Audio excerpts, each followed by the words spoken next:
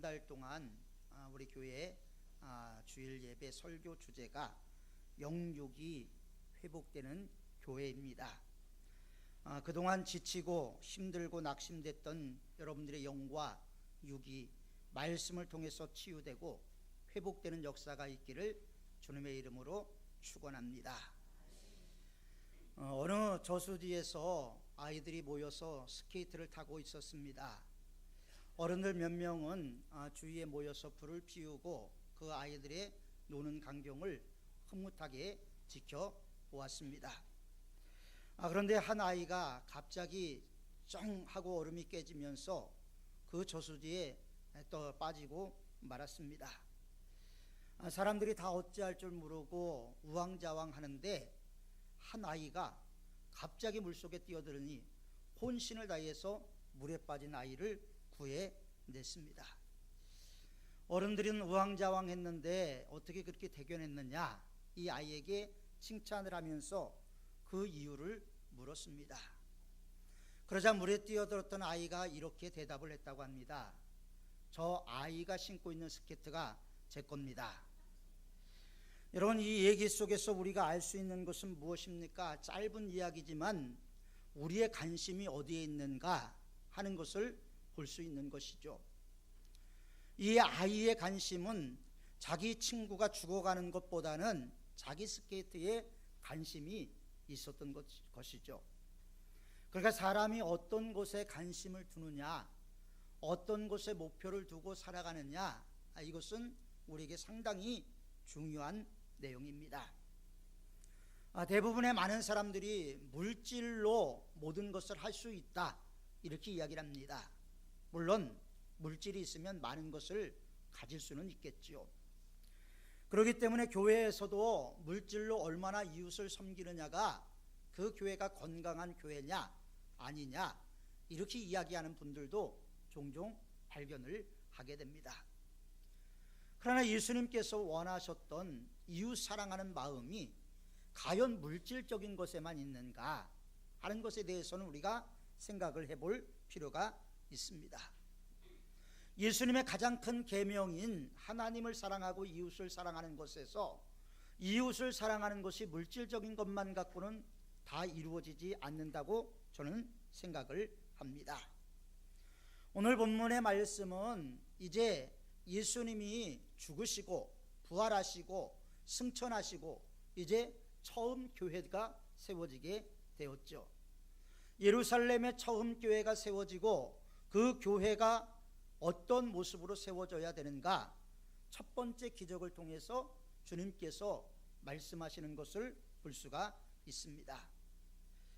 예수님께서는 예수님이 하던 일들을 교회에다가 위임하고 이 세상에서 승천을 하셨습니다. 그런데 정작 교회에 남아있는 사람들은 교회가 무엇인지 또 무슨 일을 해야 되는지 사실 잘 알지 못했습니다.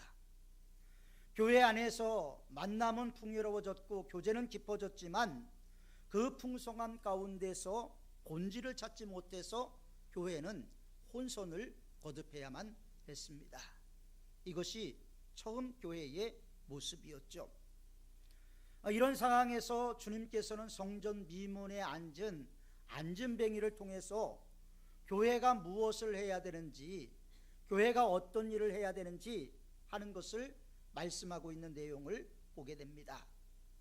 첫 번째로 주님께서는 교회가 관심을 가져야 될 대상이 누구인가 하는 것에 대해서 말씀을 하지요. 2절 말씀을 보면 나면서 안진뱅이 된 자를 사람들이 메고 오니 이는 성전에 들어오는 사람들에게 구걸을 하기 위하여 날마다 미문이라는 성전문에 두는 자라고 했습니다. 그리고 베드로와 요한은 또 교회의 상징적인 존재죠. 요한은 예수님이 사랑하는 제자였고 베드로는 예수님의 가장 총애하는 수제자였습니다. 교회의 상징적인 존재였죠. 그런데 이 상징적인 존재였던 베드로와 요한이 제9시 기도 시간을 맞춰서 성전에 올라와서 습관적으로 기도했다라는 것은 우리에게 바로 놀라운 신앙의 본질이 무언가를 보여주고 있는 것입니다. 습관처럼 기도하러 올라가는 베드로와 요한, 그리고 늘 성전 미문 앞에 앉은 안진뱅이, 이 둘의 만남이 극적으로 이루어지게 됩니다. 그리고 거기서 교회의 관심이 뭔가 하는 것을 성경은 우리에게 말씀을 하고 있습니다.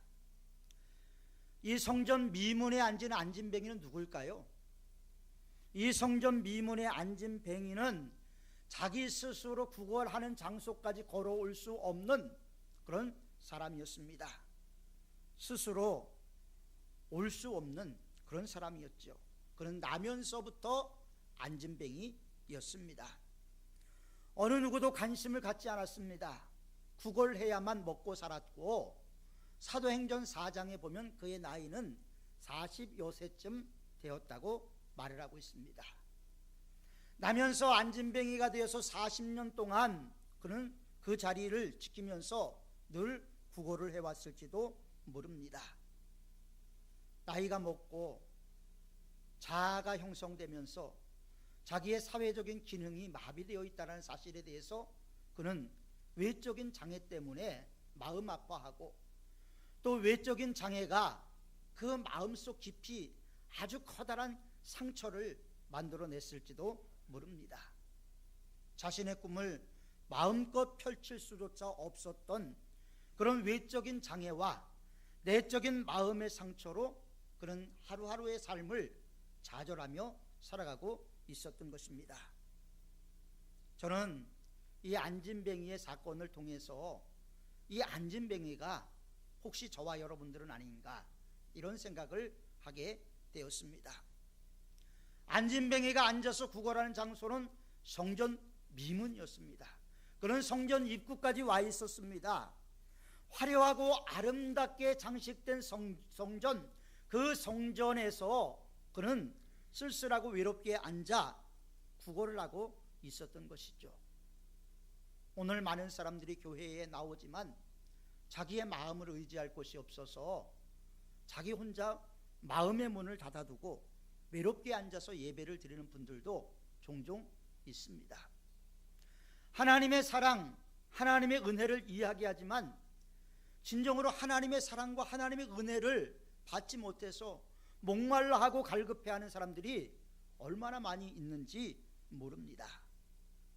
아마 그런 모습이 이 안진뱅이와 같은 우리의 모습은 아니었나 한번 생각해 볼 필요가 있습니다. 이번에는 베드로와 요한을 살펴보겠습니다. 마가복음 6장에 보면 이제 오병이의 기적이 나오죠. 물론 이 사건은 너무나 귀중해서 사복음서 전체에 나오는데, 여기서 베드로와 요한은 다른 사람들에게 관심을 갖는 사람이 아니었습니다. 주님은 백성들이 목자 없는 양같이 여겨져서 안타까운 마음으로 그들을 대하고 있었는데, 베드로와 요한은 오히려 사람들이 오는 것을 일로 여기고 좀 내보내라고 예수님께 그렇게 말을 했습니다. 빨리 돌려보내라고, 귀찮다라고 얘기하는 거죠. 그리고 나서 또 어린아이가 예수님에게 다가왔을 때 예수님 앞에 이 어린아이가 다가오는 것을 금지시켰던 사람이 바로 베드로와 요한이었습니다. 또 바디메오가 길거리에서 자기의 전 재산과 같은 겉옷을 벗어던지고 나사렛 예수여 다윗의 자손이여 나를 불쌍히 여기소서 외치면서 자기의 안타까운 마음을 호소할 때 조용히 하라고 그의 소망과 울부짖음을 짓밟았던 사람이 바로 베드로와 요한이었습니다. 이런 사람들이 이제 성전 미문에서 만나게 되는 것입니다. 이랬던 베드로와 요한이 어떻게 변화될 수 있을까요? 베드로는 예수님이 하나님의 나라를 이룰 때 높은 자리에 올라가는 것을 목적으로 예수님을 그렇게 쫓아왔습니다. 그런데 이제 예수님이 죽으시고 부활하시고 승천하시고 오순절 성령 강림을 통해서 베드로는 변하기 시작을 했습니다. 그는 안진뱅이에게 관심을 둘 수 있는 사람이 아니었지만 그의 마음속을 성령이 녹이고 그의 마음속의 차가움을 하나하나 녹이고 그의 마음의 봄바람이 불게 함으로 인해서 하나님의 은혜가 그의 마음속에 넘침으로 이제 다른 사람들에게 관심을 기울이는 사람이 되게 되었다는 것입니다. 주님께서는 교회를 세우고 주님께서 하셨던 모든 사역을 제자들에게 위임하셨습니다. 그리고 오늘 그 사도성을 갖고 있는 우리에게까지도 그 사역을 위임을 하셨습니다. 그래서 세상에서 절망하는 사람들, 고통하는 사람들을 향해서 우리가 나가기를 원하고 계시죠. 잃어버리고 지치고 힘든 영혼들, 통곡하며 오늘 무엇을 해야 할지 모르는 사람들에게 우리가 다가가서 그들을 부둥켜 안아주기를 원하고 계십니다. 우리의 길을 통해서 세상 사람들에게 이야기하지 못할 자신의 아픔과 상처와 절망과 좌절을 듣고 그들의 마음속을 치유해 주기를 원하는 것이 주님께서 교회에 위임한 사역이었습니다. 그럼에도 불구하고 교회는 주님의 사역을 애써 외면해 왔습니다. 테레사 수녀는 그렇게 이야기를 했습니다. 2000년 동안 하루도 쉬지 않고 환자를 돌보시고 상처받은 자, 절망하는 자, 눈물 흘리는 자 치료하고 눈물 닦아주고 넘어진 자 일으켜 세워주시느냐고 2000년 동안 하루도 쉬지 못했던 주님, 부족하지만 내가 오늘은 주님의 손이 되고 주님의 발이 되고 주님의 입이 되고 주님의 귀가 되겠습니다. 주님, 오늘은 쉬십시오 라는 유명한 말을 했습니다. 주님께서 위임한 사역들을 감당하지 못할 때, 교회가 교회로서의 역할을 감당하지 못할 때 베드로에게 나타났던 주님께서 다시 로마로 십자가의 못을 못 박기로 가신다라고 말씀하셨던 것처럼 우리는 또 한 번 예수님을 십자가에 못 박는 죄를 범하게 되는 것일 것입니다. 그래서 주님은 우리에게 이렇게 말씀을 하십니다. 바울을 통해서 로마서 12장 1절에 내가 하나님의 모든 자비하심으로 너희를 권하노니 너희 몸을 하나님이 기뻐하시는 거룩한 산 제물로 드리라. 이것이 너희가 드릴 영적 예배니라. 여러분, 예배를 뭐라고 정의했습니까? 산 제물이 되는 거예요. 여러분, 제물은 죽여서 드리는 것인데 우리가 이 자리에 앉아 있는 것은 하나님께 산 제물로 드리는 것이라고 바울은 로마서에서 우리에게 말씀을 하고 있습니다. 살아있는 예배가 되기 위해서는 우리가 산 제물이 되어야만 하는 것입니다. 주님의 마음을 품고 세상을 바라보는 사람과 세상의 마음을 품고 세상을 바라보는 사람은 분명히 다를 것입니다. 그런데 여러분들은 지금 우리 교회에서 무엇을 보고 있습니까? 무엇을 보고 있는지 생각을 해보십시오. 가끔 보면 누가 왔나 안 왔나 돌아보면서 점검하시는 분들이 계십니다. 아니, 어떤 분들은 그럴 것입니다. 성가대에서 오늘 누가 가장 이쁘게 화장을 하고 왔나, 그런 것만 바라보고 있는 분들이 계실 것입니다. 주님을 모신 마음으로 우리가 주님 앞에 예배를 드리면서 우리의 마음과 생각은 늘 나눠져 있습니다. 하나님께 집중하지를 못해요. 예배 시간에 휴대폰이 울리면 휴대폰 들고 나가서 전화를 받고 늘 하나님 중심의 집중적인 예배를 드리지 못하는 모습을 우리는 종종 발견을 하게 됩니다. 나의 도움이 필요한 사람들, 나의 손이 필요한 사람들, 나의 귀가 필요한 사람들은 없는지 우리는 교회에서 그것을 돌아봐야지, 누가 화장을 잘하고 왔나 그것을 바라봐서는 안 되는 것입니다. 성경은 우리가 서로를 돌아보고 피차 권면하고 피차 뜨겁게 사랑하라고 말씀을 하고 있습니다. 두 번째로 4절에 보면 베드로와 요한이 더불어 주목하여 가로되 우리를 보라 하니, 구체적으로 이 안진뱅이는 지금까지 뭘 바라봤습니까? 땅을 바라보고 산 사람이에요. 하늘을 바라본 사람이 아니었습니다. 하늘을 바라보는 것이 우리에게 필요하지요. 하늘에 소망을 두는 것이 필요합니다. 프랑스의 상징주의 시인이었던 아르투르 랭보는 볼 베르넨이라는 유명한 시인에게 이런 편지를 보냈습니다. 우주를 투시하라. 그것만이 신이다. 그것만이 우리가 추구하는 이상실현의 길이다. 이렇게 이야기를 했습니다.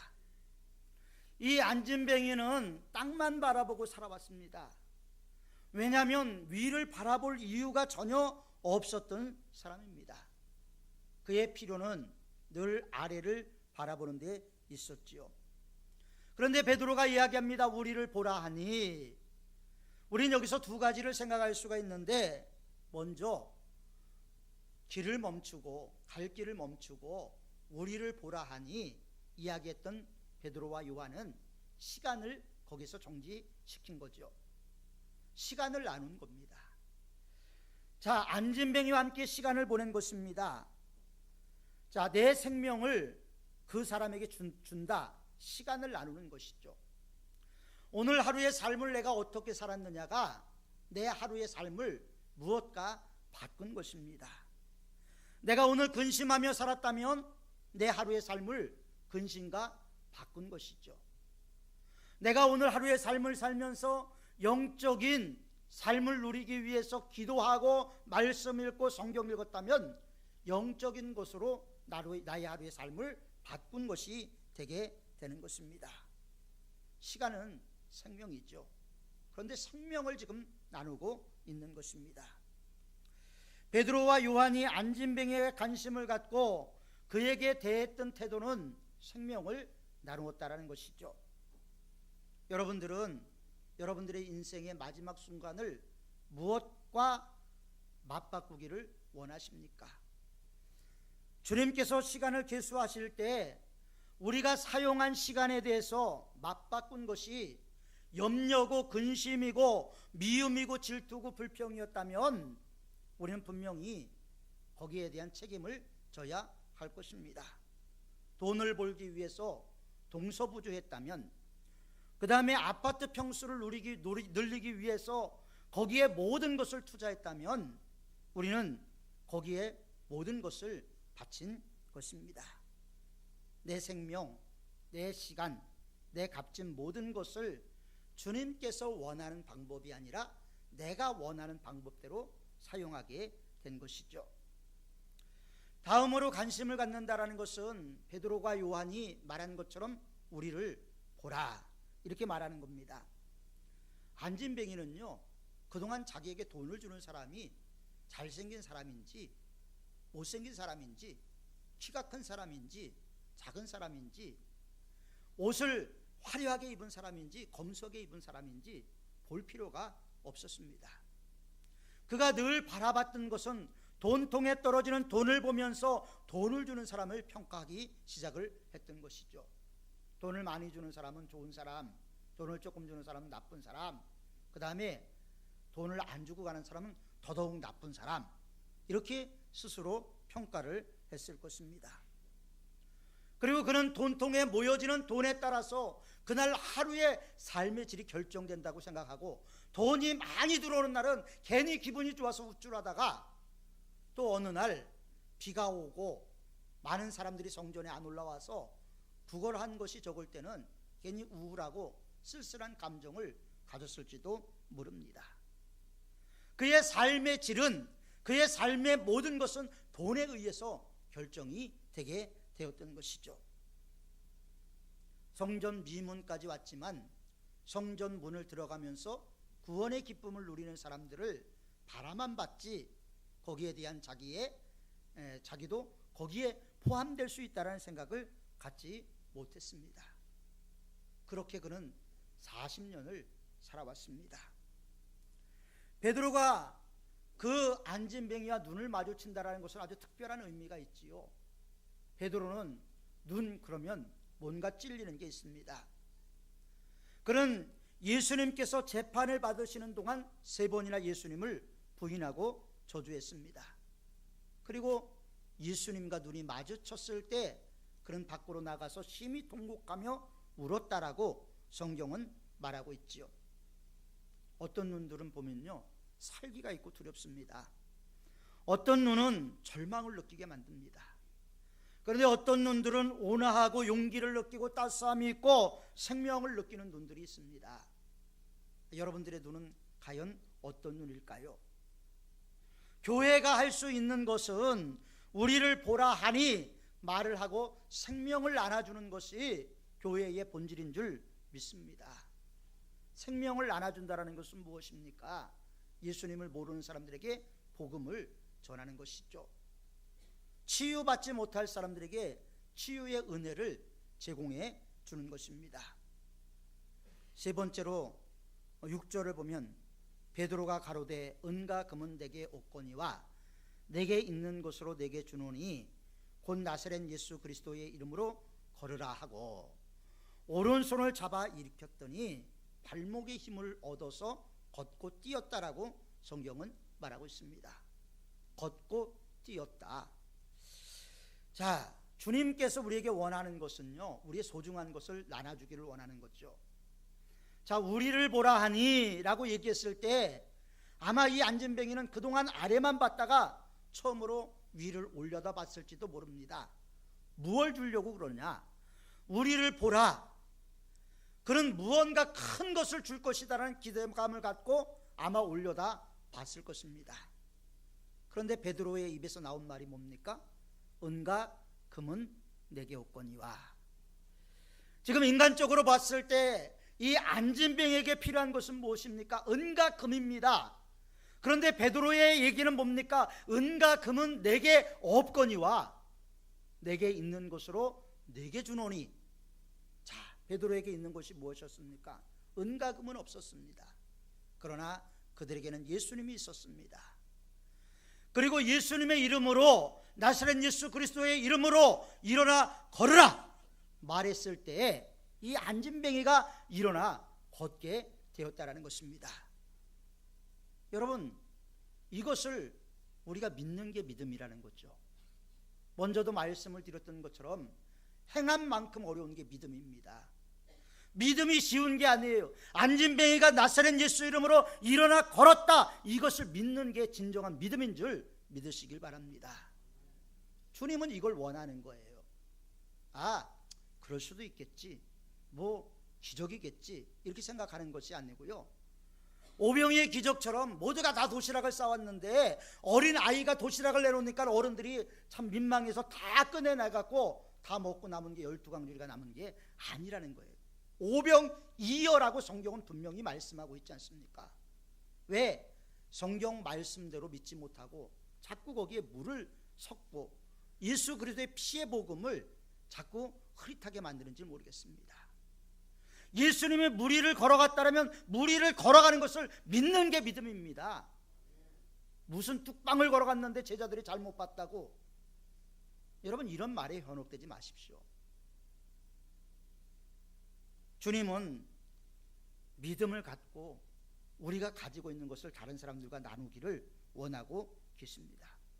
내가 가지고 있는 물질, 내가 가지고 있는 지식, 이걸 나누기를 원하고 계시는 것이죠. 베드로가 가지고 있었던 가장 자랑할 만한 게 뭐가 있겠습니까? 베드로는 자랑할 만한 게 있었죠. 배가 있었고 그물이 있었습니다. 그리고 고기 잡는 노하우가 있었지요. 베드로는 주님을 따를 때에 자기 삶 속에 높아짐이 꿈이었어요. 주님을 믿고 따르는 것이 결국 자기의 영화를 위해서 따랐습니다. 그러나 베드로는 실패한 제자가 되어버리고 말았습니다. 3년 반 동안 주님을 따라다니면서 생명의 말씀이 주님께 있는데 내가 어디를 가겠습니까? 했던 베드로가 계집종 말 한마디에 여지없이 무너져 버리고 말았습니다. 이게 우리의 신앙인지도 모릅니다. 아무리 주위가 요동치고 흔들려도 너는 흔들림이 없는 반석이 되라. 그래서 게바 이렇게 이름을 줬잖아요. 그런데 그는 흔들림 없는 모습이 아니라 쉽게 흔들리고 뿌리채 뽑혀진 인생이 되어버리고 말았습니다. 갈릴리로 돌아가서 물고기를 잡았지만 밤새 물고기를 잡아도 한 마리도 잡지 못하는 직업에도 실패한 사람이 되어버리고 말았습니다. 이런 베드로가 과연 인생의 참다운 의미를 느낄 수 있었을까요? 예수님은 그런 베드로에게 찾아오십니다. 그리고 베드로를 다시 한번 일으켜 세워주시죠. 우리가 가난한 사람들은 찾아가기 쉽지요. 나를 배반한 사람 찾아가기 쉽습니까? 진짜 어렵지요. 나를 배반한 사람을 예수님은 찾아가신 거죠. 그리고 용기를 주시고 삶의 의미를 새롭게 부여해 주시고 사명을 주시고 기회를 주셨습니다. 베드로는 어부로서 큰 소리 칠 만한 모든 자질을 갖고 있었지만 결국은 실패한 인생이었습니다. 그렇게 담대하게 주는 그리스도시요 살아계신 하나님의 아들이라고 외쳤던 베드로였지만 결정적인 순간에는 배반을 하고 말았습니다. 여기서 다 끝났다. 아마 베드로의 마음속에는 그런 마음이 들었을 것입니다. 허탈하고 내가 3년 동안 주님을 따라다녔는데 뭘 했나? 그 허탈감이 아마 끊임없는 파도처럼 베드로의 마음을 흔들었을지도 모릅니다. 그런데 베드로는 변화가 됐지요. 베드로를 예수님께서 새롭게 하셨습니다. 그렇다면 베드로를 새롭게 하신 주님, 그 주님의 능력이 베드로에게 있었던 것이죠. 베드로는 소유가 아니라 예수님을 갖게 되었던 것입니다. 주님은 오늘 우리의 인생을 참 역전시키는 인생을 만들기를 원하십니다. 여러분, 우리의 삶이 이대로 주저앉아 있기를 원하는 하나님이 아니에요. 여러분, 우리가 나약하게 주저앉아 있게 하기 위해서 예수님을 이 세상에 보내시고 예수님을 십자가에 못 박게 하신 것이 아니라는 것입니다. 여러분, 한 사람 한 사람이 얼마나 소중한지 모릅니다. 그래서 베드로는 그걸 알기 때문에 간원들 앞에서 뭐라고 얘기를 합니까? 다른 이로서는 구원을 얻을 만한 이름을 천하에 주신 적이 없다. 아주 못을 박잖아요. 아무리 찾아봐도 내 인생을 변화시키는 이는 예수 그리스도밖에 없다라는 것이 베드로의 결론이었습니다. 베드로가 인생을 살아가면서 그가 내린 결론은 주님만이 답이다. 문제가 아니라 답이라는 것을 알게 됐던 것이죠.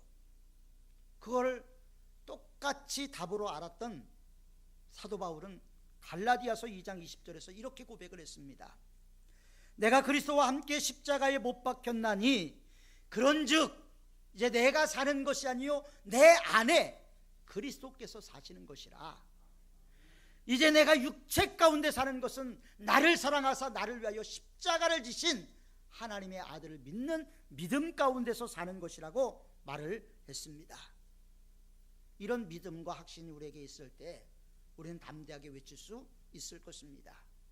나사렛 예수 이름으로 일어나 걸으라. 우리는 담대하게 선포할 수가 있을 것입니다. 사랑하는 성도 여러분, 우리가 언제까지 주저앉아 있어야 되겠습니까?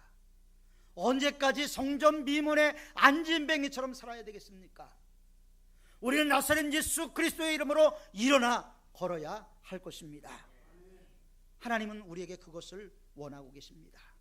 절망의 자리에서 일어나 걷기를 원하고 계십니다. 상처난 자리에서 일어나 걷기를 원하고 계십니다. 회복의 자리로 우리가 걸어가고 뛰어가고 달려가기를 원하고 계십니다. 다시 시작할 수 없다고, 나는 이제 모든 것이 끝났다고 생각하는 그 자리에 주님께서는 오십니다.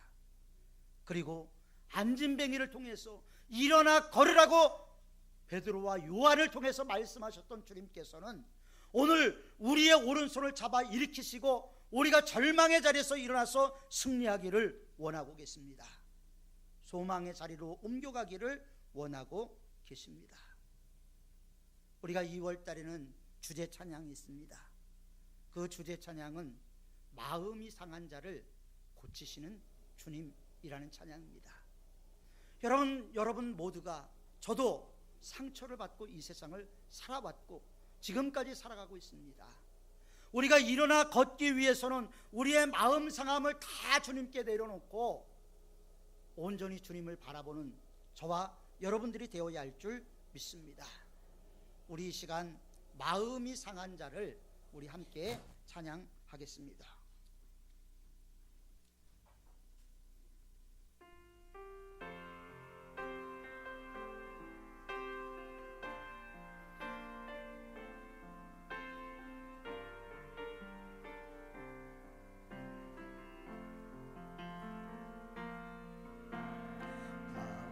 상한 자를 고치시는 주님, 하늘의 아버지 날 주관하소서.